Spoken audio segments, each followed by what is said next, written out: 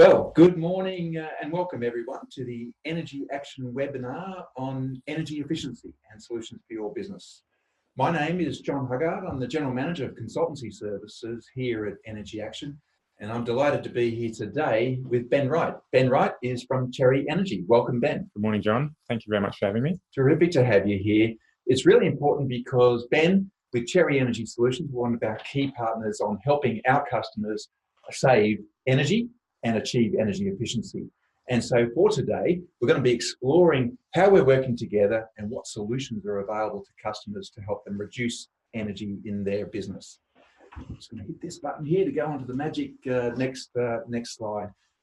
On our agenda today, we're going to talk about our relationship with Energy Action and Cherry. It's long-standing and it's really important for ourselves and also for our clients. We're going to talk about the way we go to market, what we call the Integrated Energy Plan. We're going to talk about the energy services available from Energy Action, how those services fit together and how we partner to deliver value specifically for our customers. We're going to give you a bit of an update on the market. People are interested in how you can achieve savings with LED, with solar PV and of course battery. And so again, a great opportunity to have Ben here and talk to some of those new trends that are emerging, as well as solutions that are available to customers. We'll talk about funding as well. There are great paybacks that are available on these energy efficiency measures, but sometimes it's about getting access to the cash. Absolutely. And with Ben and Cherry here, we do have those solutions available for our clients as well.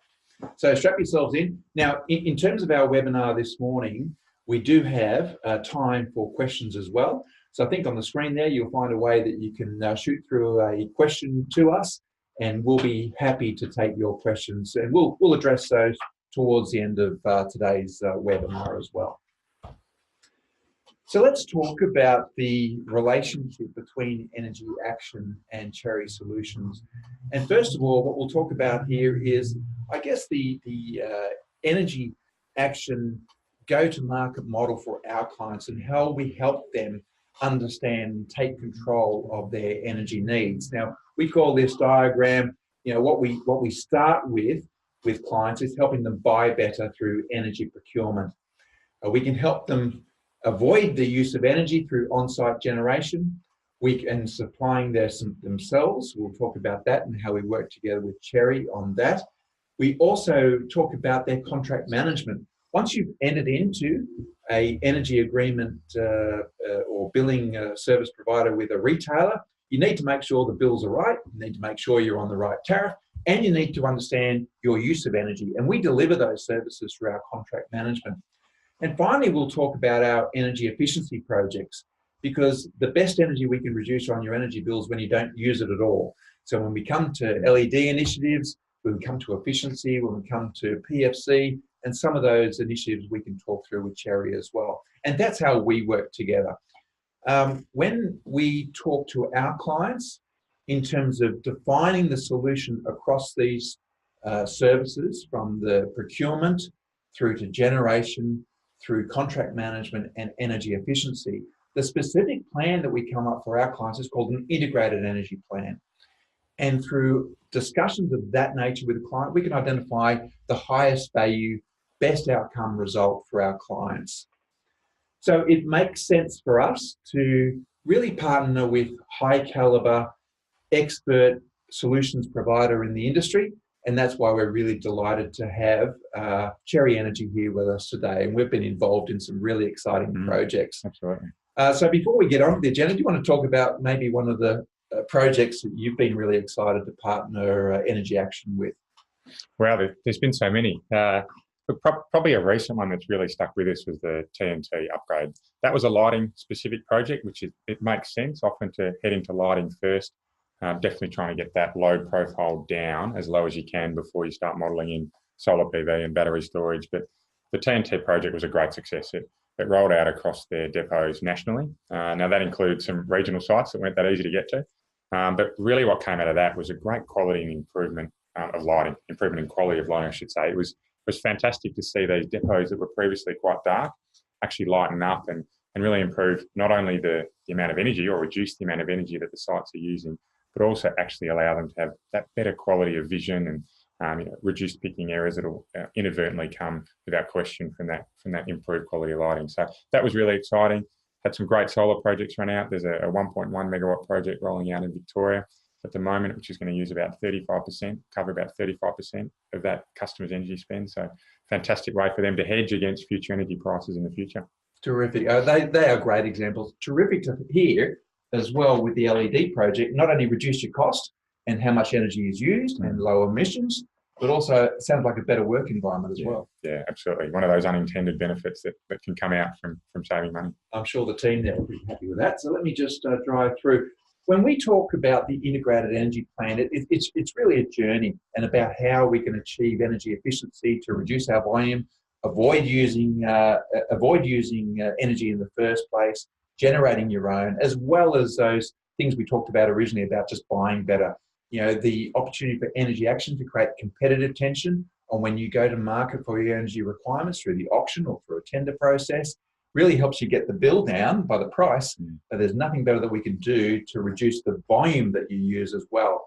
And on this diagram you see here, you can see a variety of different measures and methods we can use to help reduce customers' total energy bill.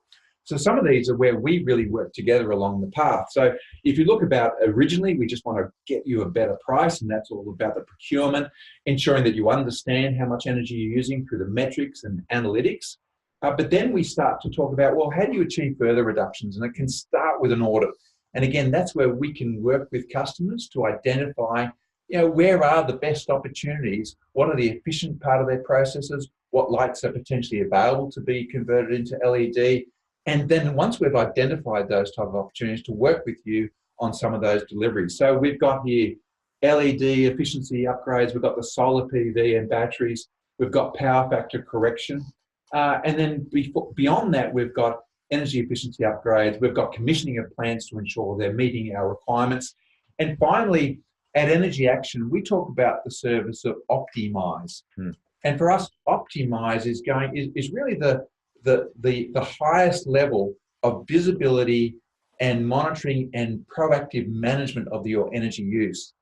For those who are not familiar with Optimise, what we do is not only just measure your metadata, but also hook in with building management systems. We actually deliver through a software service, automatic fault diagnostics, so that between the monitoring of the energy use and the monitoring of the building control systems, we can identify opportunities for improvement. Now, this is a tailored system whereby then through monitoring, we're actually able to give you insights. You get a lot of data through these processes, but what's more important for us in creating value with clients is creating you insights and actions to be able to take to help you reduce energy in your facilities. That's a little bit about us. But along the way, you can see here helping with LED, helping out with solar and PV, and that's really part of our process today, just to help. Now, these percentages, 10%, 20%, 30%, those savings are available to clients, and we can come up with different examples of where we'll be able to achieve those, but they will always be specific to your requirements. So let's talk about LED and lighting updates. So do you want to give us a bit of an overview about where LED and where the market's moving? Well, yes, it's been an unbelievable ride the last 3 or 4 years, and we talk about reducing your energy spend before we look at doing anything else. And certainly from a consumption point of view, LED lighting generally is that big ticket item that you can roll out really quickly with a really fast payback and some great additional benefits outside of saving money. But what we've really seen in the last 2 years in particular is we've seen almost a two-speed market start to develop in LED lighting, and that's a market that's very subsidy driven, particularly in your subsidy states. We look at those as being Victoria, New South Wales and South Australia in particular, where we're seeing lighting actually made to a subsidy price. So that's getting the cost down as low as you possibly can.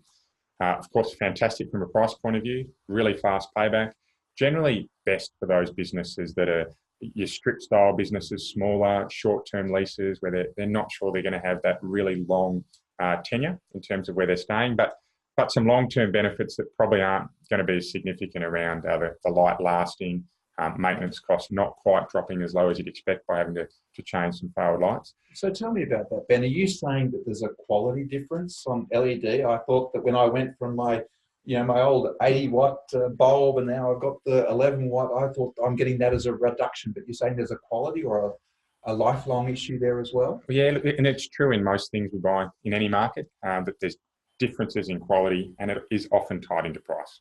So in LED, the quality differences really come in around the type of chips and drivers that are used in the lights, but also, and very importantly, and also a lot harder to measure, is how the heat's dissipated away from the chips.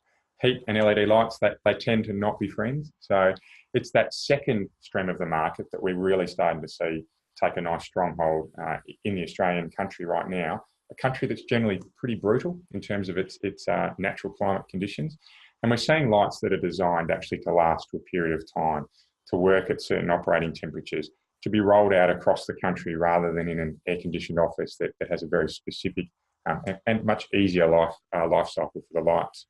So it's that type of market that we're seeing start to accelerate now, is the, I guess, the easier opportunities to change and the smaller sites to change are stopping. So they've almost run their race, and we're seeing these quality products start to move into national rollouts, starting to spend a little bit more time around the quality of the output. So not just how much light's coming out, but the beam angles of the lights and the colouring of the lights, and the colour rendering index, which it's called, which is all around how closely it mimics natural daylight. So there's quite a bit of science behind LED lights, and what we're saying is that the market, as it becomes more educated, is actually spending time to make sure they're putting in a product that's going to work for a long time. And what does that mean for you talked about the payback was quite compelling for LED. With this new speed market and focus on quality and the amenity for the customer, is that having an impact on the payback?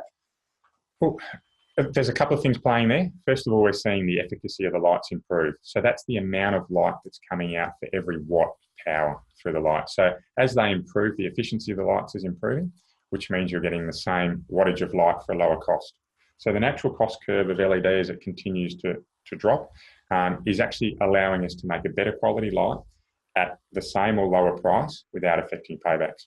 So most businesses are seeing anywhere from 6 months on a really, really good run, out to 3 to 4 years on a really slow run, lights that aren't operating for a lot of hours. But some of the unintended benefits, we had a glass manufacturer actually paid for their lights in less than 3 months from a 91% reduction in cutting errors, just from the quality of light that came down from the new LED high bays. So outdoor lighting, we're starting to see some great paybacks there, purely because a lot of businesses looked internally first, looked at the lights that actually apply to their work zone more than outdoor lighting. But outdoor lighting tends to run for a really long period of time.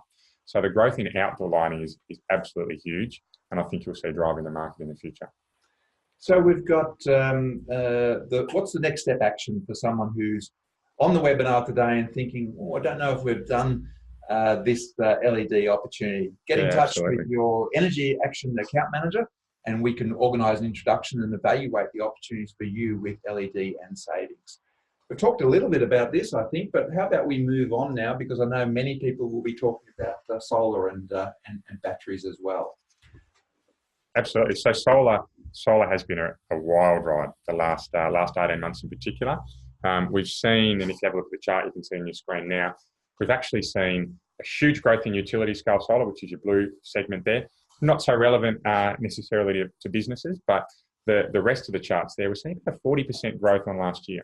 Now, last year was the biggest year on record in Australian solar, and we're going to top that by 40% this year. Again, we're seeing people like Sunwiz predicting another doubling in the solar market in the next 2.25 years.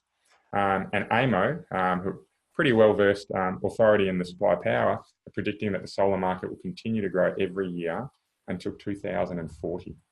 So the health of the solar market's really strong. It's absolutely being driven by cost of goods outside of the obvious that everyone knows with energy prices rising, but it's absolutely being driven by cost of goods decreases, improvements in efficiency of panels, but also solar manufacturers are actually starting to realise that commercial solar is a big part of their business plan. So rather than products designed for a residential roof, we're actually seeing a lot more smarts come into the commercial model, allowing paybacks of 3, 4, 5, 6 years to be really achievable in this market. So very, very exciting. We're not seeing at this stage that it's going to slow down anytime soon. In fact, you'll probably see the market start to support itself without subsidies in the next 2 to 3 years. We should talk about subsidies later on because they're a big part of of your solar investment. Yeah, I think we should. I think what's really important with solar is one of those great opportunities. If you can generate your own, what we call behind the meter or on your side of the meter as a company, it really does become a compelling proposition. What you're doing is you're avoiding an input cost for a business of typically maybe 20 cents per kilowatt hour, depending on what rates, or at home at 30 cents. And you can offset that. If you export it, you're not getting that type of rate. So the matching of the supply and demand becomes really important. Is that something you can help customers with? Yeah, look, it's one element of many with solar. Certainly the design of your system, and that's not just how much energy your business is using, but how you're laying panels out on the roof is critical. It's actually quite easy to throw some panels on a roof and design the system, but quite difficult to get the best return out of that system. The difference between a poor performing system and a really strong performing system can be 15 to 20%. That's how you tilt the panels, how you design them, taking account for shading, making sure they're cleaned properly. Now that over a year or two doesn't make a huge difference, but when you're talking about a 25-year investment, 15 to 20% every year is significant. So for us in the market, it's about making sure that you're doing your homework, making sure that you've got systems that are in the local area that you can verify the performance has exceeded or met at the very least expectations of design, about making sure that you're specifying in the correct hardware, but even more importantly, that hardware can actually sit on your roof. So getting the structural engineering completed before you get on the roof. A sagging roof as a result of a solar installation is a really bad result. So we need to make sure that for any customers we work with, that together we've really done that homework around design. And I think we'll see that will be a potential issue from a market that has had relatively low barriers to entry for a number of years. As it moves to a much bigger scale rollout, we'll see potentially those issues come up for those people that haven't necessarily done their homework. Now, you talked about the subsidies, and I see here we're talking about STCs and LGCs. Could be a conversation in another webinar. Yeah. But tell me about where you're at with those subsidies and what customers need to be thinking about with those subsidies right now. Yeah, okay. So subsidies, you're right, we could sit here for a long time, but if we talk on a really, really easy top-line basis, we've got small-scale subsidies. So they're for systems under 99 kilowatts and under, and 100 kilowatts and over will qualify for large-scale subsidies. So if we look at that sweet spot of small-scale subsidies, which is still the majority of the market, we're seeing that the target is actually being reduced through into, for STC creation, through until 2030. Practically what that means is each year your subsidy is actually declining. So last year was a better time to receive a subsidy than this year, which will be a better time to receive a subsidy than next year. Now that means that whilst everyone can't make a decision straight away, if you're in a position to make that decision now, financially you're better off from a subsidy point of view. There's certainly talk in the market that subsidies may be ceased from about 2020. It's definitely not confirmed either way, but the risk is absolutely there that the market essentially can be seen as supporting itself without needing the subsidies. So our advice is if you're thinking about solar and you're ready to go, don't delay. Take the plunge now and do it. From an LGC point of view, your larger scale subsidies, there's lots of talk around the targets that we need to hit by 2020 and so forth. As a result of that and the huge utility scale solar that's come into the market, the larger scale subsidies really have dropped quite significantly. So again, that's probably a position where if you're ready to go with solar, you better not to delay too much longer if you'd like to take advantage of those subsidies. So our advice is to take action now on solar, and the way you can do that is get in touch with your Energy Action account manager, and we'll talk together about the best solution for you. And when we talk with Cherry, we can find the best payback and also the best way to maximise those opportunities with those LGCs or STC creations as well. Let's move on now because we have batteries. I'm sure lots of people interested in batteries, thinking about the Tesla Powerwall or the battery of the nation with Snowy Hydro. Yeah. So what are you seeing in the battery market?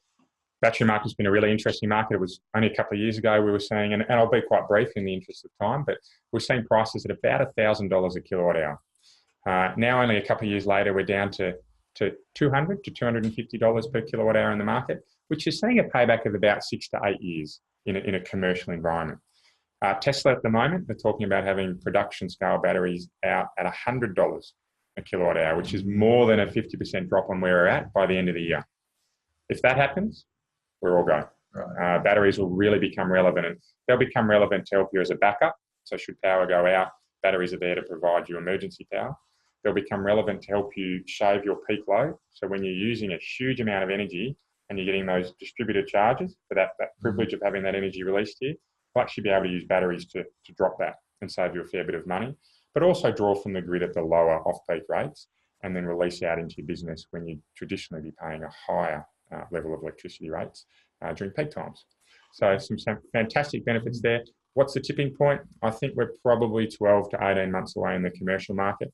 We're certainly seeing it in residential, and the commercial market will generally follow pretty quickly. Oh, that's really interesting you asked that, because it was one of the questions I had earlier from before we even commenced today's webinar was, where's that tipping point, or where's that payback going to cut in for battery? Now, we're able to take your questions as well. I'm not sure if we've received any, or I've got some here. So yes, we do. So who's going to look after my solar system when my supplier is gone? Yeah, it's a question we're asked a lot. And it's really relevant because it's a 25-year investment. So for us, there's a couple of things you can do. First of all is make sure you have a maintenance and cleaning program sorted before you launch your system. So that allows you to keep your system cleaned and maintained. And you can have that completed independently to your retailer, or you can have that completed yourself. The second piece for me, which is really important, is make sure you've got some good quality monitoring with your system. So have someone in your business, they're quite intuitive, most of the monitoring systems, but have someone in your business that can use that monitoring platform so you can see a little bit more quickly than if you're waiting for your retailer, your solar retailer, to let you know that there's an issue with the system. And the third, and probably most importantly, is do your homework on your retailer. We know it's been a market that's had low barriers to entry. We know that there's been a number of exits in the market over a 10-year period, but there's also some really good companies out there.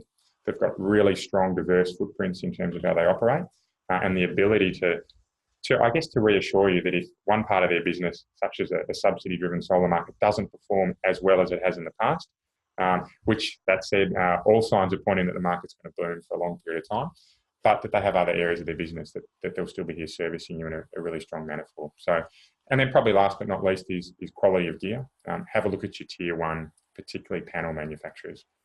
There's about 8 to 10 of them out there that are pretty relevant in the Australian market, and a good quality partner should really be able to talk you through those. So tell me, when you said a retailer, did you mean a retailer of solar panels and the solution you provide, or are you talking about the energy retailer for your energy bill? Yeah, good question. The solar market really is governed by the Clean Energy Council. So we're looking for a Clean Energy Council approved solar retailer. So that's not your energy retailer. That's the companies that are out there specifically completing solar projects for you. And look for the CEC accredited mark on the proposals that they put forward to. Okay. Now, once you put in, I guess what you do is you come up with a payback for the client and say, if you spend this amount of money, put in this type of technology, you'll get this type of return. How can they be assured that they actually get that? How do you go and check that they get the results that they've invested in? For a 25-year investment, hugely important.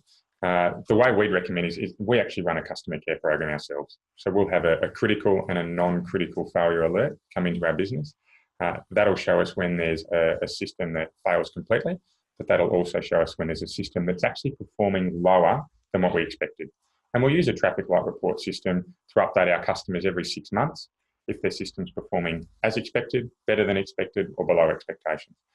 Part of that also comes with you being able to make sure you can use your monitoring platform yourselves and really hold your retailer accountable for what they've predicted in the system they installed for you. Okay, terrific.